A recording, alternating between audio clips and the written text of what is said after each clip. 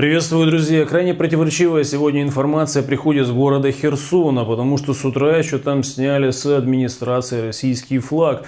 И вроде как на других государственных зданиях там все-таки флаг России продолжает висеть. Тем не менее, это очень тревожные звоночки, об которых сегодня написали практически все. Также сегодня проходили сообщения о том, что все плавсредства, которые останутся на левом берегу Днепра в городе Херсоне, не будут потоплены. И сегодня все вот эти плавсредства топили. Параллельно с этим мы видим, что всю технику пожаротушительную с города Херсона вывезли, всю коммунальную технику. То есть, в принципе, складывается такое ощущение, что город полностью очищает от любой гражданской инфраструктуры.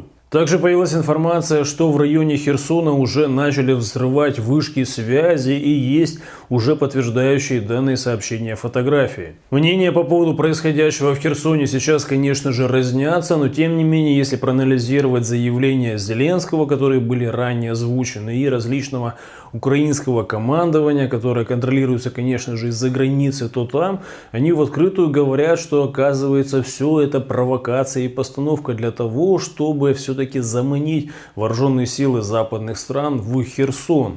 Именно этим обусловлено то, что до сих пор армия Зеленского не предприняла еще такого, знаете, серьезного наступления в том направлении. Потому что вроде как и часть территории Херсонской области там перешли под контроль натовских войск. Тем не менее мы видим, что дальше почему-то все-таки натовские войска не идут. И здесь уже нужно полагать, что боятся, скорее всего, идти дальше. Ведь крайне может быть, что вся вот эта сдача части сел, которые на Херсонском направлении были расположены, то это никакая не, знаете, успешная операция натовских войск в том регионе, а это может быть просто часть операции по заманиванию украинской группировки войск под контролем НАТО в ловушку. Тем не менее, это всего лишь теория, потому что, как говорится, война – это путь обмана. И здесь, скорее всего, мы видим часть операции, потому что весь стратегический замысел мы сможем увидеть только по истечению определенного времени, когда увидим, к чему все эти маневры приведут.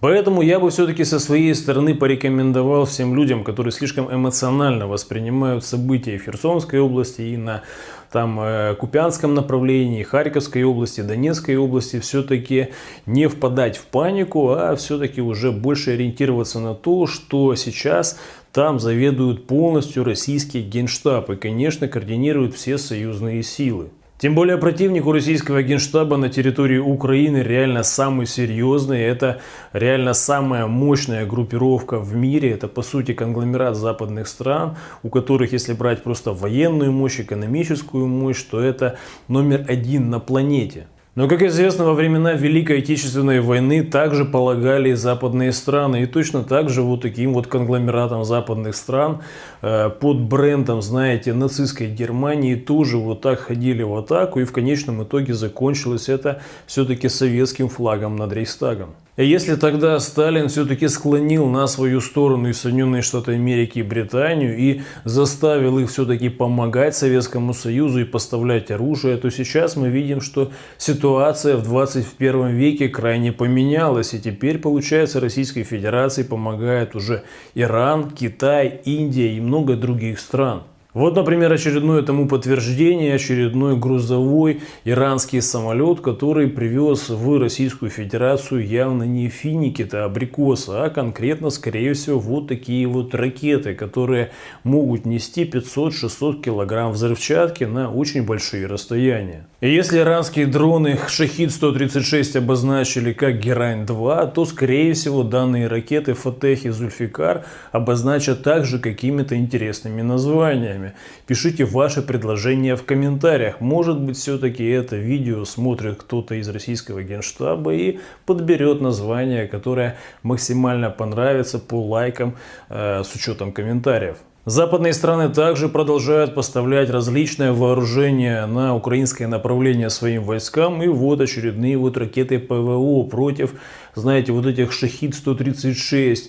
И вот эти конкретно ракеты вот должны прибыть с Испании в ближайшее время. С учетом того, что в мире сейчас идут просто масштабнейшие потрясения, то здесь многие подписчики интересуются, каким образом в принципе все это пережить. И здесь я вам рекомендую получить альтернативную профессию. и лучше всего, с моей точки зрения, сделать это в IT-сфере. С учетом того, что в IT направлений очень много, я рекомендую все-таки начать с изучения языка программирования Python, который достаточно простой, и вы без какой-либо подготовки ранее сможете без труда его изучить. И, конечно, специалисты, которые могут писать на языке программирования Python, они ценятся всегда на рынке труда очень и очень высоко. Средняя зарплата разработчика на языке Python примерно 140 тысяч рублей в месяц, но если это международная компания, то тогда, конечно же, больше. В направлении IT можно работать удаленно с любой точки мира, и если вас этот путь устраивает, тогда я вам рекомендовал бы обратить внимание на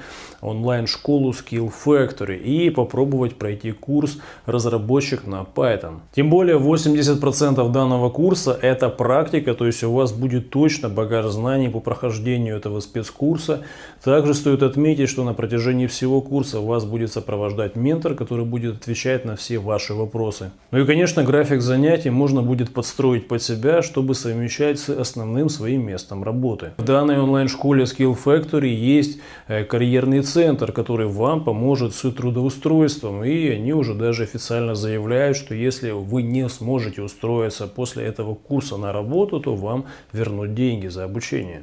Тем более на дворе 21 век, вы без труда сможете найти массу информации и комментариев и отзывов по работе вот этой вот онлайн-школы Skill Factory и много позитива в этом отношении. Тем более в рамках Черной пятницы по промокоду Василец, который я дам ссылкой в описании первым комментарием под видео, вы сможете получить до 60% скидки. Ну а тем временем продолжает разгоняться вселенская зрада в отношении того, что Российская Федерация не вышла из зерновой сделки, и все-таки там с одесских портов продолжают отбывать корабли с зерном и прочим продовольствием. И во многом в этом вопросе действительно много противоречий, потому что вроде как Россия заявляет о том, что она полностью уходит из этой сделки, а потом все-таки оказывается уходит не до конца.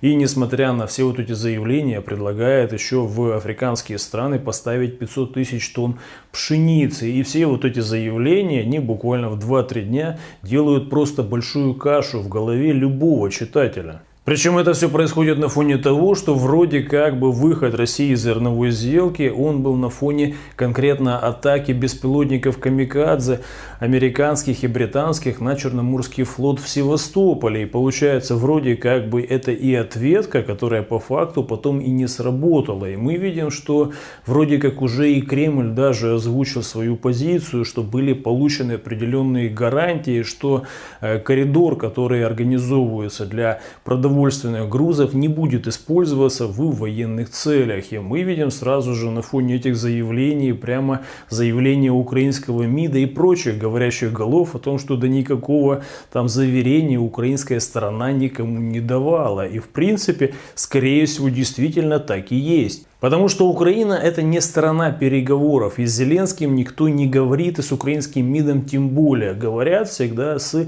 Соединенными Штатами Америки и Британией. Это на самом деле элементарно и должно быть понятно всем. Но почему-то все разгоняют истерику на фоне того, что украинский МИД заявил, что Украина никаких обязательств не давала. Понятное дело, обязательства давала Британия и Соединенные Штаты Америки. Украина де-факто уже утратила суверенитет, утратила независимость и, конечно же, субъектность. И поэтому сейчас с Украиной Зеленского говорить никто в принципе не будет, потому что нету смысла. Говорят всегда с владельцами территории условно.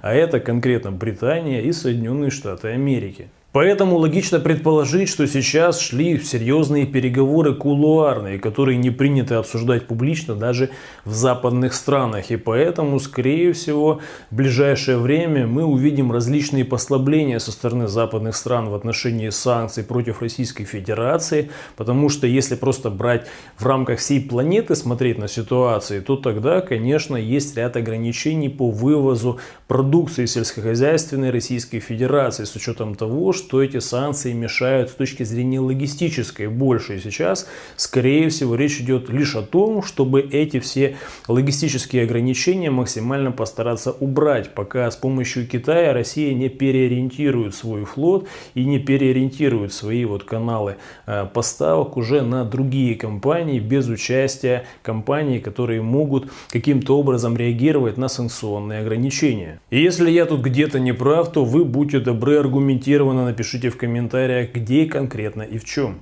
Ну а тем временем энергокомпания ДТЭК олигарха Рената Ахметова, которая заведует энергетикой в Украине, уже объявила, что им нужно будет, скорее всего, срочно импортировать либо уголь, либо все-таки электроэнергию. И здесь вариантов нет. Это в любом случае этот импорт должен происходить с Евросоюза в Украину. Каким образом это все будет происходить? Вопрос, конечно, риторический, особенно с учетом реально космических цен на электроэнергию в самом Евросоюзе. Тем не менее, эти новости особенно забавно читать на фоне, опять же, заявлений с Верховной Рады, которая уже объявила о том, что всерьез рассматривается законопроект по увеличению финансирования политических партий на 500 миллионов гривен. Не правда ли мило, когда Зеленский со своим монобольшинством в Верховной Раде лоббирует такие законопроекты, с учетом того, что всех реальных оппозиционеров в Украине просто запретили, то есть политические партии, которые были реально оппозиционны к действующей власти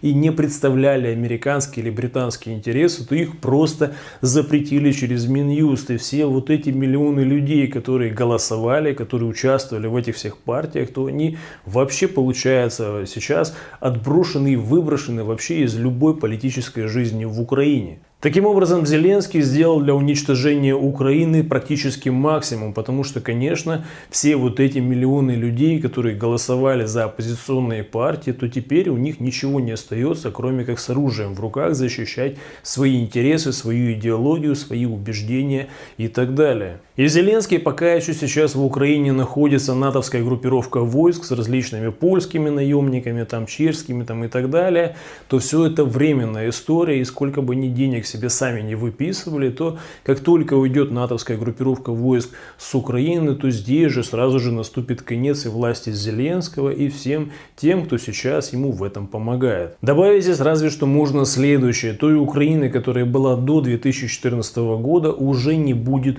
точно. Мир уже настолько изменился, и настолько события уже зашли далеко, и настолько много крови уже пролилось, что по факту к прошлому уже просто нельзя каким-то образом взять и по мановению пальцев вернуться. Причем это понимают миллионы украинцев, которые уже все-таки решили уехать вообще со страны. И в Германии уже отчитывается о том, что 1 миллион граждан Украины уже там получили различные статусы политических беженцев, либо беженцев и так далее. И это говорит о том, что сейчас даже для Германии это чисто экономически даже перебороть тяжеловато, потому что все-таки Германии приходится выделять миллиарды евро для того, чтобы хоть как-то обеспечивать даже минимальные социальные стандарты. Хотя в Европе, как мы знаем, сейчас крайне тяжелый период, и уже Deutsche Welle и много других уже немецких средств массовой информации в открытую говорит о том, что Германию ждет экономический коллапс. Идет, конечно, сокращение в Германии рабочих мест, и это объективная реальность. И несмотря ни на что, сейчас Германию просто заставляют вести ту же самую политику в отношении мигрантов, как и ранее. Германия и дальше выполняет все команды Соединенных Штатов Америки, но канцлер Шольц, можно сказать, просто вторая говорящая голова Байдена в плане разжигания войны в Украине. И всему этому есть, конечно же, объяснение, которое недавно озвучил Байден, потому что он в открытую сказал, что американские военные базы в Европе будут еще очень и очень долго. И, как известно, они там находятся уже более 70 лет. Я думаю, все вы помните историю и то, как, например, Римская империя контролировала колонии. И, конечно, на территории колонии всегда должен был быть военный контингент, то есть военная база для того, чтобы, если местные, условно, холопы что-нибудь, знаете, задумают неладное, то чтобы этот быстро военный контингент мог это дело точечно подавить на упреждение. Точно по такой же тактике сейчас живут просто Соединенные Штаты Америки. И заметьте, в ключевых странах еврозоны там всегда находится масса американских военных баз. В Германии их очень и очень много, и они очень крупные. И то, что Соединенные Штаты Америки сделали из очень многих стран свои колонии, то это объективная реальность, которая доходит уже даже до маленьких детей. Вот, например, Грета Тунберг уже в открытую заявила о том, чтобы изменить реальную систему, нужно все-таки уничтожить капитализм. И если раньше Грета Тунберг бегала и рассказывала за зеленую повестку, за то, как нужно сохранить планету, то теперь уже все-таки даже до 19-летнего подростка, с учетом, знаете, анализа литературы, все-таки уже дошло, что нужно все-таки менять реально систему, вот эту жажду наживы, которая поглотила практически весь мир. И, конечно, уже Грета Тунберг выступила против своих условно спонсоров, которые ее так активно продвигали на мировой Олимп. Так что очень даже может быть, что Грета Тунберг, если дальше начнет читать нужные книги, если дальше начнет анализировать, что творят Соединенные Штаты Америки с Британией в мире, то, скорее всего, она может даже с оружием в руках присоединиться к союзным силам в Украине. Но это лишь только начало пути, и поэтому еще много крови в любом случае все-таки прольется. И вот, обратите внимание, что нацисты подорвали памятник в Николаеве родине матери. То есть даже вот то, что свято для всех людей, которые жили и росли в Украине и в Советском Союзе, мы видим, что сейчас даже памятники Великой Отечественной войне все равно уничтожаются, причем делается это все показательно. И тут, как говорится, все просто. Для того, чтобы понять, против кого воюют союзные силы, то нужно все-таки проанализировать, какие памятники уничтожаются даже. И мы видим сейчас, что памятники уничтожаются тем, кто победил нацизм. Выводы делайте сами и не забывайте подписываться на мой телеграм-канал, потому что там вам можно предоставить всегда гораздо больше информации, нежели здесь на ютубе, потому что тут есть масса ограничений, а в телеграме их нет. Ссылка на мой телеграм-канал в описании, первым комментарием под видео. Переходите, смотрите, подписывайтесь. До скорого!